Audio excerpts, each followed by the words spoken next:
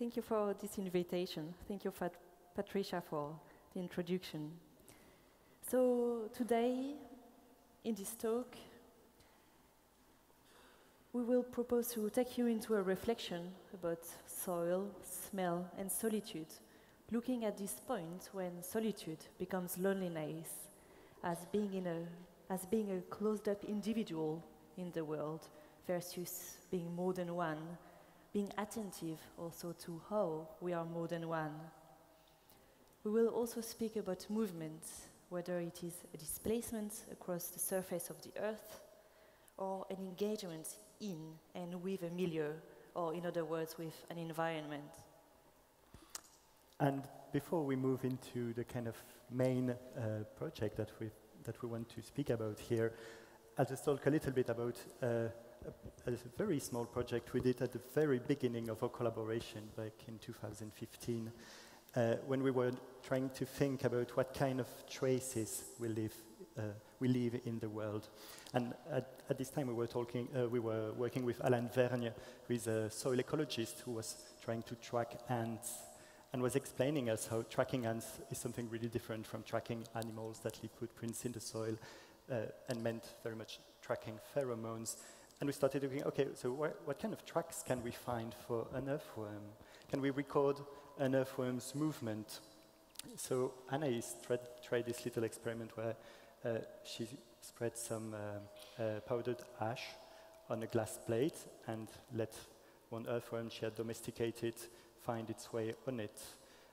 And but this didn't seem very right to us because it lacked the three-dimensional element where worms normally live. And we wrote a little piece on it, which we called "On the Impossibility to Record an Earthworm's Movement," in which the worm told us, "Your flat world leaves me to my spasmodic twist, for I find no ground here. Even fish and birds do not seem as strange as your human surface-bound lives. How inaccessible can the movements of excavation, ingestion, unfolding under the surface seem to you? The worm's journey through the soil and the soil's journey through the worm." So the thing with earthworms, of course, is that it eats its way through soil and transforms soils at the same time. And the worms that we were working with here are not the compost worms that live in the upper layers of the soil, but the Lumbricus terrestris, which live much deeper into the soil. And as they move, eat soil and bind organic matter and minerals together. And that's what produces fertile soil. And just to illustrate that, we've got an image that actually comes from a very famous book. It's by Charles Darwin. It's his very last book on earthworms. And these are soil aggregates that you can see on the surface. And in a way, you can think of a well-structured soil as entirely made up of this inside in. So as the soil goes through the worm, it isn't left intact as if it were just a background, but it's transformed along the way. And for us, it was a very good example to think about the notion of milieu, which also exists in English, I think, but it often translates as environment. And it's interesting because environment, every time you translate it into another language, it takes a slight nuance, which doesn't mean exactly the same as environment. So Umwelt in German, food in Japanese, or milieu in French. And there is a fascinating paper by a philosopher called Leo Spitzer, who talks about milieu and explains that milieu is always both inner and outer. It is what the individual contains and what it is contained by, what effectuates it and what it participates in effectuating. So according to Spitzer, whereas with environment, you can still have a closed-up person, individual that lives in an environment. With milieu, according to him, you can't. You are always more than one in that sense. And that brings us to the main project we want to talk about, petrichor. So you can see here a view of the installation of petrichor. This project was developed through several investigations through the soils of Paris, but also its suburban areas. Our starting point was a search for a smell, the specific smell of the soil after the rain. For this, we collaborated with several people, other anthropologists, other artists, local communities, refugees, gardeners, school children. Yet, what did this project lure us into? To reply, we'll focus on two ways in which smell participate in, or help us to participate in the making of the world. Here specifically in the making of soils, a phenomenon, a process known as pedogenesis. So the first element that we want to address here about this project is what is smell? Is it about substances or is it about an achievement? So petrichor, as Anaïs said, is the smell of soil after the rain, and we all know about it, we've all experienced it very often as something rather pleasant, usually associated with a walk in the woods in the spring or in the summer. But it's interesting, when you look it up online, you find that lots of people are discussing it in kind of DIY community of perfumers, so people who try to extract the smell or recreate it. And when you read through this debate, what you learn is that it takes too many things for petrichor to emerge. It isn't just the smell of the earth, as if it were something intrinsic to earth. It emerges at the interplay between human smell, the transformation of soil minerals, the breathing of bacteria in the soil, the warming effect of the sun, and the physical impact of a light summer rain. So looking for petrichor leads you to pay attention to all these other things, the cycles of growth and decay of organic matter, the possibilities offered by minerals for hosting life, soil ecology, the climate, and seasons as well. And here, there's an element where tracking, like while tracking the worms, in tracking you find yourself not following the thing or the object, but its conditions of emergence, its conditions of existence. As we started our inquiry, we really focus on the importance of the emergence of soil engineering in the 19th century, this moment that formed a turning point in the formation of cities and the sealing of their soils. This process, including the waterproofing of the city soils, was largely initiated as a battle against smell, the smell of urban soils, and the miasmas and the disease it conveyed, thinking that this miasma would come from the soil, go to the air and enter the body, corrupt the body and the mind. So here we have to imagine the city, or at least Paris, where we did our research, as a stinking place. So Paris in the Middle Age, the Renaissance, or up to the old regime, as this place of mephitic and malodorous smell. Urina and shit was thrown out of the window. Open sky slaughterhouses like this one, the Montfaucon slaughterhouse, was in the middle of the city. Rubbish was laid outside in the streets for days until a quarter would pick them up or a pig would eat them. That is how, to quote the historian Alain Corbin, mud, or rather the vapors that rose from it, became the subject of an anxiety-laden discourse. The multiplicity of descriptions, the meticulousness of the analysis seemed astonishing, some material to delight Gaston Bachelard. The mud of Paris formed a complex mixture of sand that infiltrated between the paved stones, vile-smelling rubbish, stagnant water, and dung. Carriage wheels kneaded it, sprayed it, and spattered it on walls and passerbys. The solution chosen was a sealing of the soils. The motto of engineers became to pave, to ventilate, to drain the city. The city became this place of a rational organization.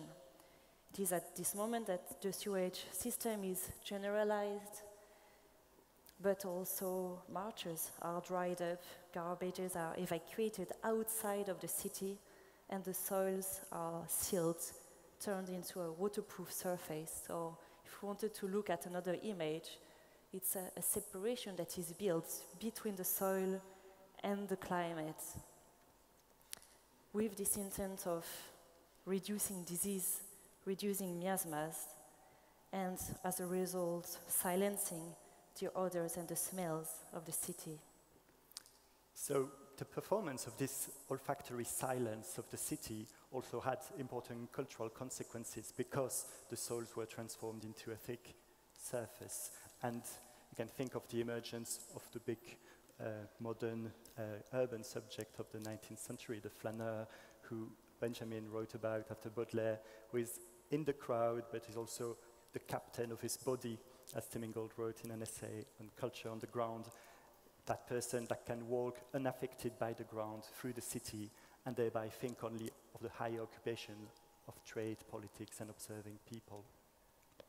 So with the flameur, you see this kind of estrangement from all the things that inhabit the world to redirect attention to other things. And this also gives way to what we might call the modern cosmic solitude, something expressed by the philosopher Pascal when he speaks about his cosmology and says, "The eternal silence of these infinite spaces terrifies me." Feels alone in this world in a way.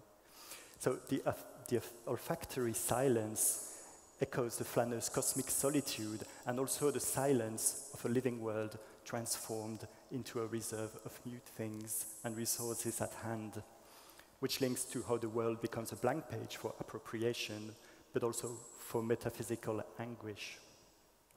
So becoming attentive to urban petrichors for us was a way to open up, to inquire both on our mingling with the world and on the barriers that prevent us to perceive it as such.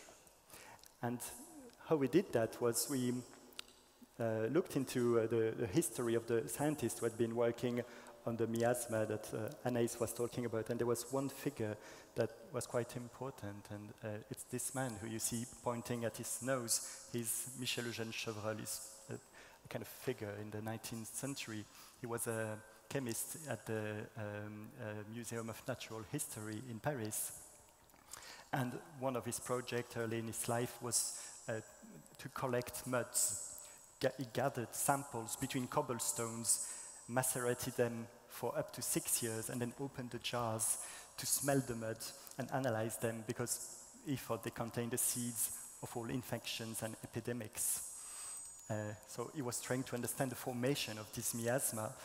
And that was kind of a one-shot. It didn't go much further. It didn't have any inheritors of these methods afterwards. And interestingly, 30 years later, pedology, the first kind of manifestation of soil science, you might say, emerged in a different place, but it emerged very much as a visual science. So science where you dig a pit in a field, you look at the different layers of the soil and analyze them this way. And with Chevreul, we had the embryo of an olfactive pedology. So we did a bit of experimental archaeology, trying to continue this guy's research in a rather free way, of course.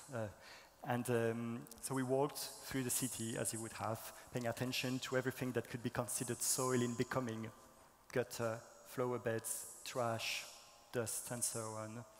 So we did that in different places. One of the examples was in Montreuil, in the eastern suburbs of Paris.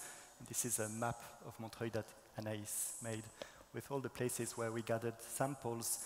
And in Montreuil, we worked with the local community, with gardeners, with activists, with refugees, and with school children as well.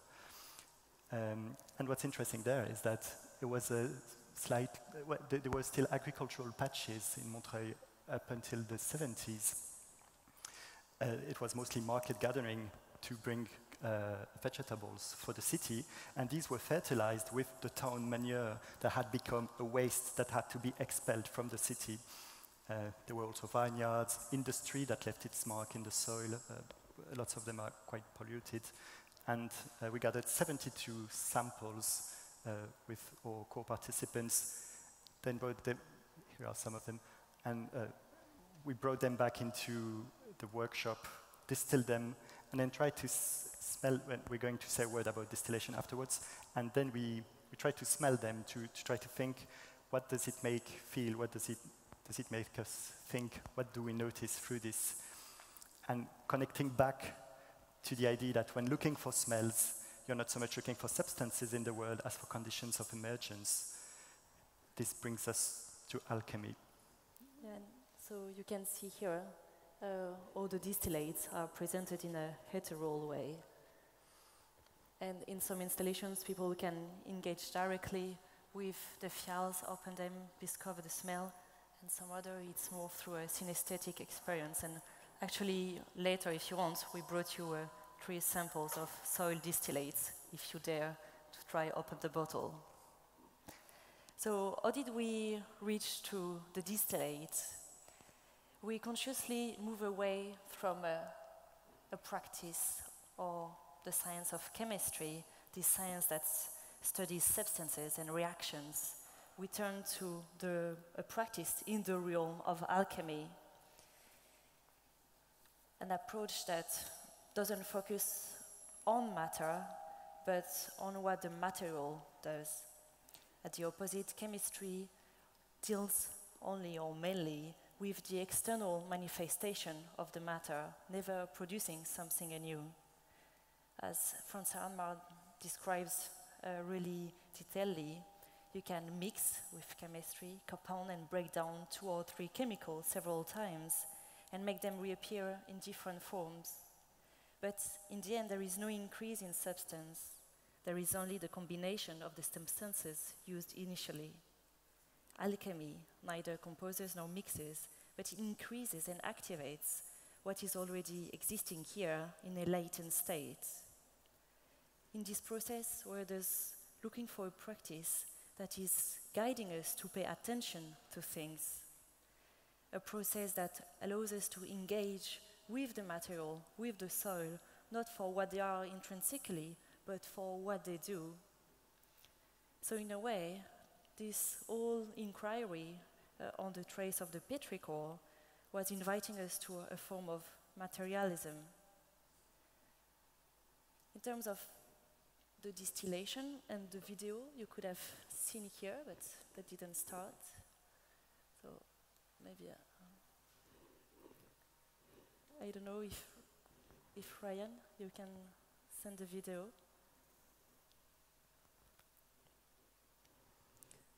Yeah, otherwise we'll just keep this image.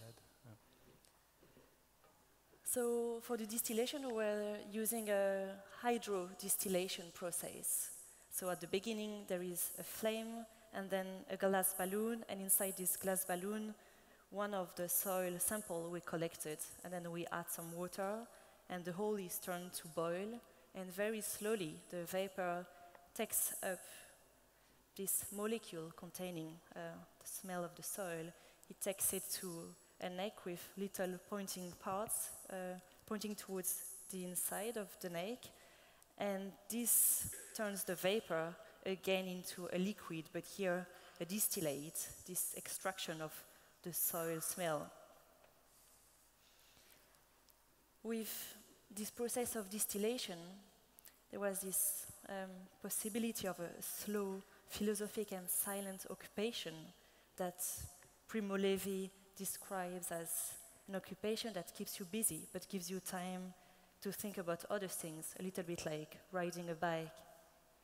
Then, because it involves a metamorphosis from liquid to vapor, and from vapor to liquid, but in this double journey up and down, or the other way around, purity is attained, an ambiguous and fascinating condition which starts with chemistry and goes further.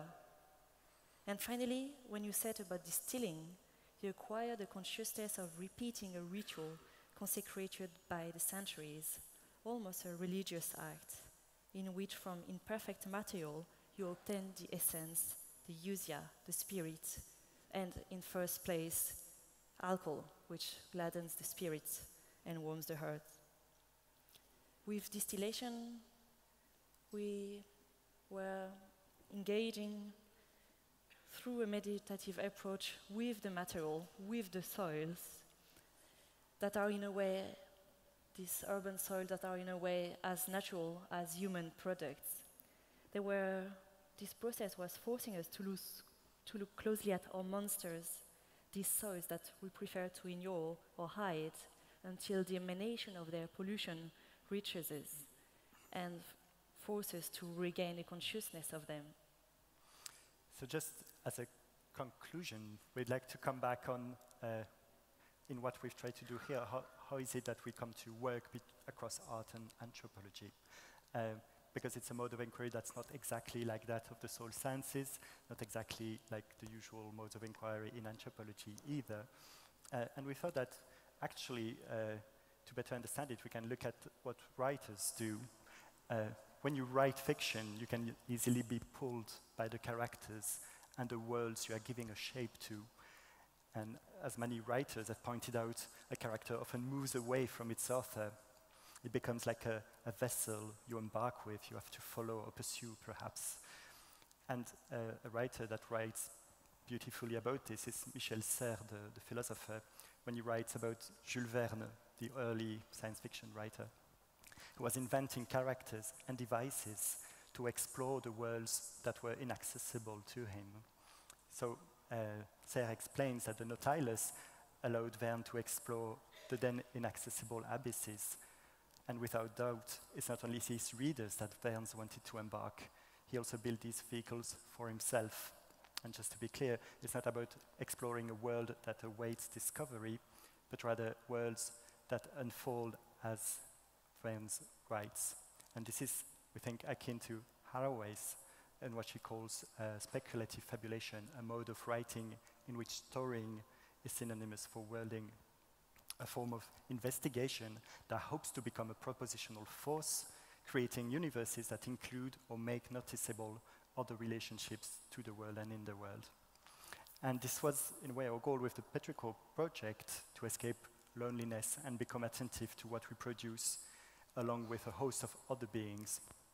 To be attentive, therefore, to entanglements in which we participate, of course, but also to the processes by which a bifurcation of nature occurs, as was discussed with the soil sealing.